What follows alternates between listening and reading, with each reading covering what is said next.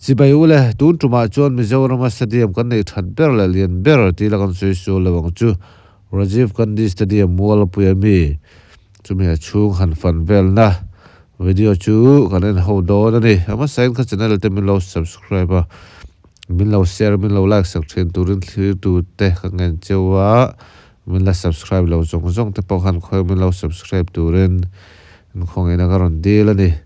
te chuan tu na kan mu hi kan setang khan Rajiv Gandhi Stadium mual puyami ania he stadium hi athletic stadium ti ania Salem Veng aizola awani ti chuanin football athletic games khelnan he stadium hi man the ania India Prime Minister Parukna Rajiv Gandhi mingchoya he stadium hi phuanin I-League side lama chuan Aizol FC hian home stadium an manga ti chuan Mizoram Premier League khelnan mo te pokhan lo man to ani he stadium hi ti chuan kan soi tong khan Salem Veng a location hi Salem Veng Aizol ti ania ti chuan he stadium a hian mi sing ni an thuleng an ti ani ti chuan a field zau zong hi metar za panga a sei metar somruk pariat a zau ani a ti chuanin khumi until pha khu astroturf an te chu tiang chuan pha ni kan pong hian grass awma he lai asira hian in tlan siang na track ngan in fiami ho in tlan siang nang chi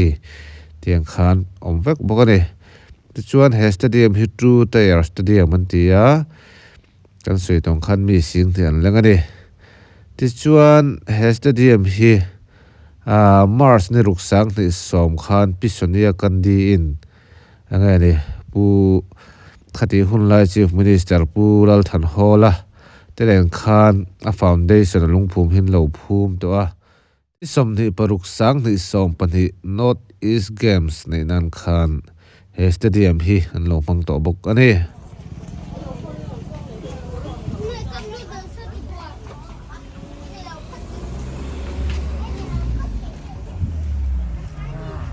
Pui stadium kan fang tu na Mual Pui Stadium ani hi Rajiv Gandhi Stadium khi ta light hi thật na khóc mày Pui về đang khóc mày Rajiv Gandhi Stadium Mual Pui ni a xuống gan phang rồi à chúng gần phong rồi anh thì chua nó lú nó hí rằng cái ông ô số ta son hết tại cái ông bọc hết tại ông bọc số ta số ông bọc này chú nào chuan VIP hậu kiện lại hình ya hai mas lại liền tăng khóc mấy cô nó trong cái chân là lằng té mà đây chân là lằng bùi chỉ là thứ đáng đẹp nhé. Suhan thì không kể được nữa. Lại thì mình bùi lụ na. Ta trong căn lô chỉ đang player entrance area. Thì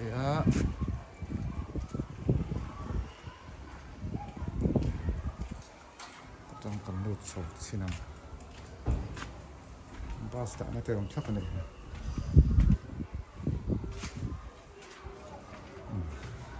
Lâu lòng hal war mai player tunnel lại player tan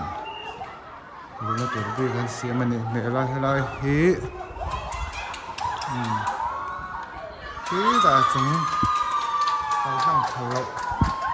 te ni hi tu na chuan kan lu do nang tu na le Samsung speaker cái phèo này chụp quá thì nó còn hơi nằm phèo nút vậy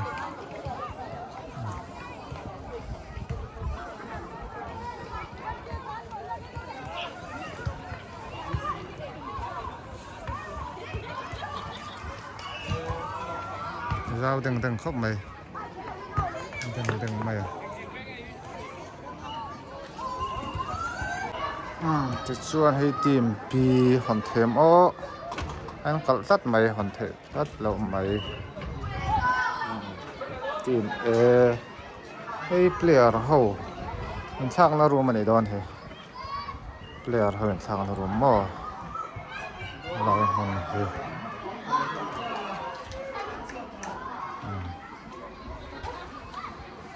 player ho in thak na room ania chungai hian hei room sang sang ama table tennis hall ti te ma chauka te to ma hen gym ani tan bung ro sang sang oma he chang tlung khop mai sarkar ta nge chu ti chuan he lai hi kan sikul kal la ya dumbbell kan tiang deuh ka tiang ke jinga ke ji sari dumbbell chu ni ho lawang chamin ka thalo ti ngai lo thilani ti chuan he te hi dul kher ho ti thenan kan lokwal zel ngai o an mo lovin chuan he te hi exer lang na chi sang sang amani ti chuan te hi tlan na om boka lai thadeng deng ve heng te chu o van tau don vele le ta hian hei hi hang te hi o awan ram ram vele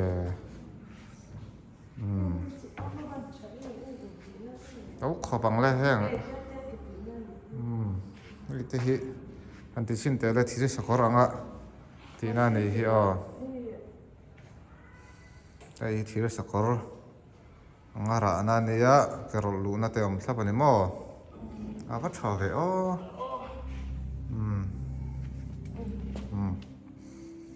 asakem asakani mo khai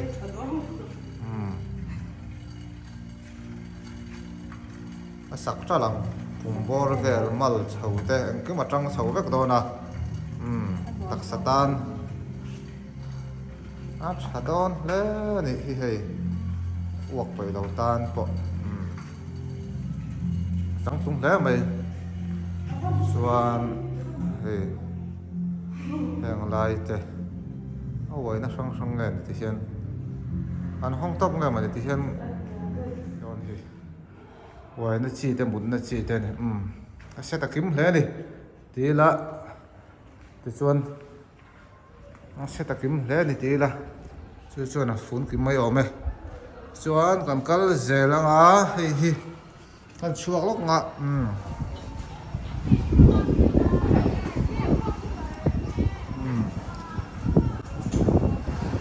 he mama wal pui stadium ania qatar vela wal cup stadium chu pui don emo ai hem po hi ban lian theu chho lian nu tuk takan ne na chana pui em ma sem pai bel chetel an sakani mela te chuan kal zelanga free ho room ani he free room en tia helai hi chauka heta om hi min ni thakan ni joi ngai o chuan hei hi chauka department of sports and youth services tinia mara chu antel fai moi tak chu ni lem lawa chunga chau thei lo mo chuan helai khumatam khop mai helai hi player ho khum tu nang hi table tennis khelna a chuat hi cement rong senang mai khaman ting ani mi lo na hi an ti nai ngai o rubber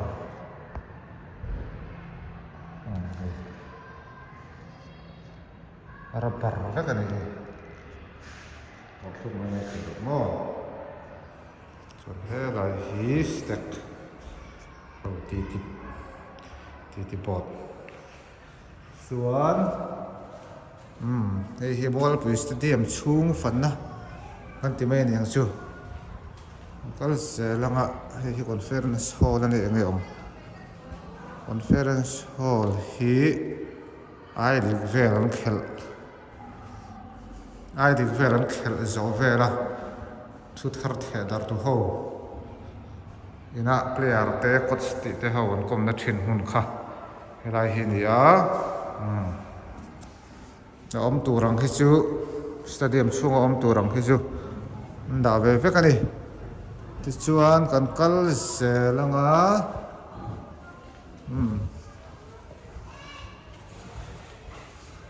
giao về khúc mày hề xuống còn thấy giờ là ngày hề room hít lắm nó mày à lưỡi rồi xuống nụ lém là vắng han chú cái anti doping room tí này hay tiền room này nè hostel à kan tí đó người đi cái tiếng hậu khá đi xe hậu thấy rồi anh oma lại bathroom dia mà rồi chứ ram dang po hin đi về thôi mi dâu ngót po hi gần đi big lâu maintenance làm bằng hết thì gần lâu xuân vắc lâu thế na hay thế bây giờ nó mà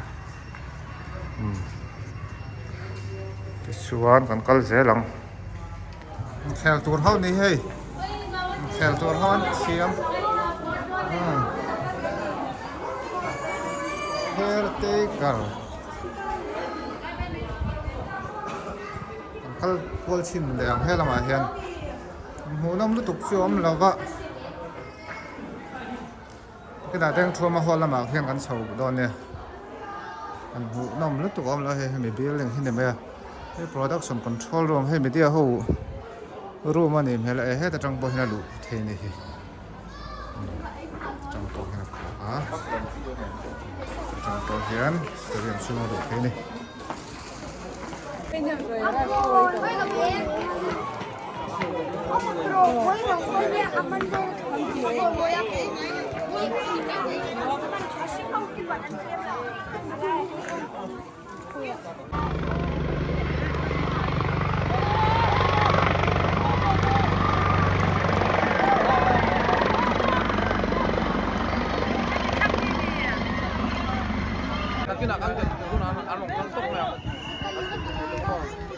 le helai mun hi mual pui Rajiv Gandhi Stadium khani a voini hi November ni som ni paru andrin ni sang ni som ni pani ni a Reliance Foundation le MF Tangkopin ti hianin no pang grassroots under 5 ti under 9 khatiang ten 15 ti chho kha academy don ngai ni khatiang kha football an sikul kal lo ni an practice na tu la tan ngai ni khatiang academy khan onga an siam ran pot se lo mom khom mai he wen he ka fa te pan ti an dal te a zai pui le mama te chuan he an ko lom khop mai a alo mom khop mai he he te nan te he an jersey te bol but hin dong lova ko an jersey hak le ngai le moza hi panian dong awa le dum chuan ngai ni singkat kan tiang mai kha tiang kha an dong boka ti hianin ang chen ngan kalpui don chu ka hrelowa a thakho mai ti hianin te nga ti thale a thiam ho kha chu he ta India Ram Academy dian zoka te pon suai don an ti pui zel lon ang khom mai a tuna hi chuanin an zir lai ti boi lo turin in rin hi a hianin an ti tira an practice chu thina ti hian veng thang thang atangin an ni a veng wei sin ti hian anin khel bol thina ni ti kha thil thar deuh ane karon ti zoi zoi ni chu a thakho mai ti na ti chuan le kan chuak le to ananga am je chu heng tanal tin alu na hi helam le helam kha khan pinga kalpot aim kalpot hi dawani suan a chunga kan so chinang chung ở ngay ông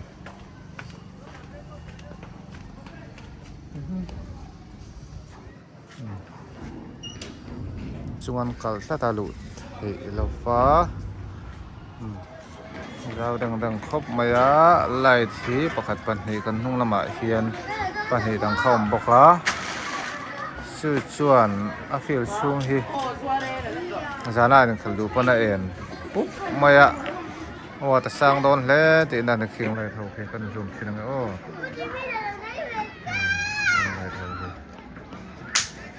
em video thì là anh em kali cawan dama rasio ke permit kalau untuk play kecuanin jangan sayang jangan cuanin bensu abu thak da utak dia en ayang tok lau da on mai the ma puya le zai puyan dia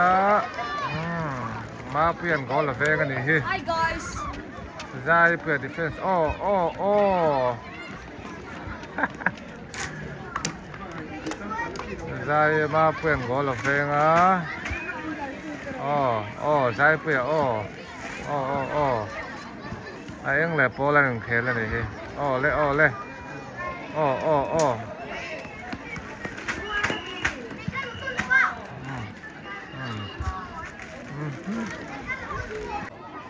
le penalty in pet do na khu ma puyan go la ve nga ni khu penalty in pet do na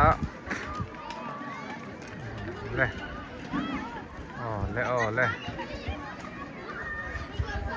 what's the fat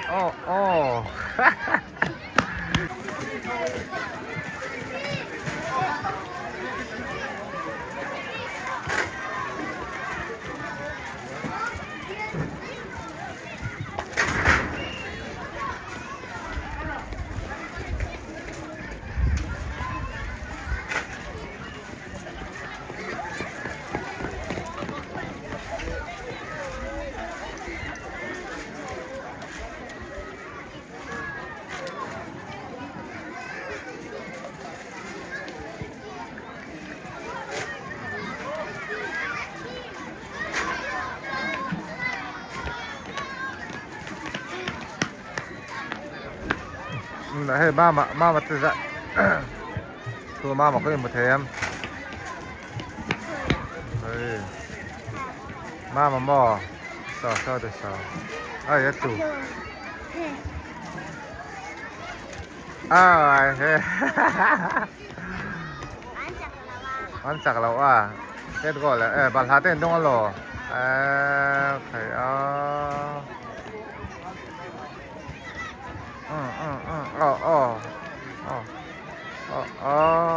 ta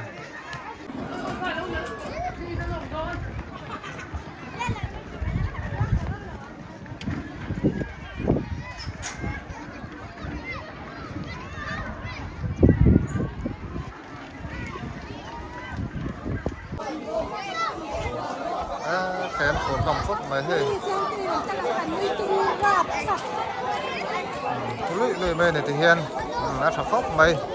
được lại vào đây sẵn lại mày phê hồi nè ăn bột sẽ thì hiền đèn phăng không trong in được lại vào đây sẵn nè visitor hậu khăn củaเขาmà này nó thân nó hổ tổ thân dar som pakhat dar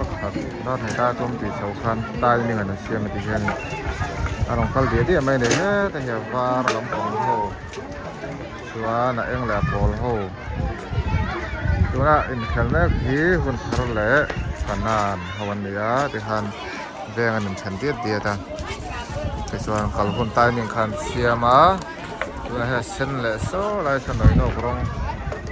san dik ho le var lâu cái này sen nền han tay mình xiêm sắp sắp này chưa thật thế mấy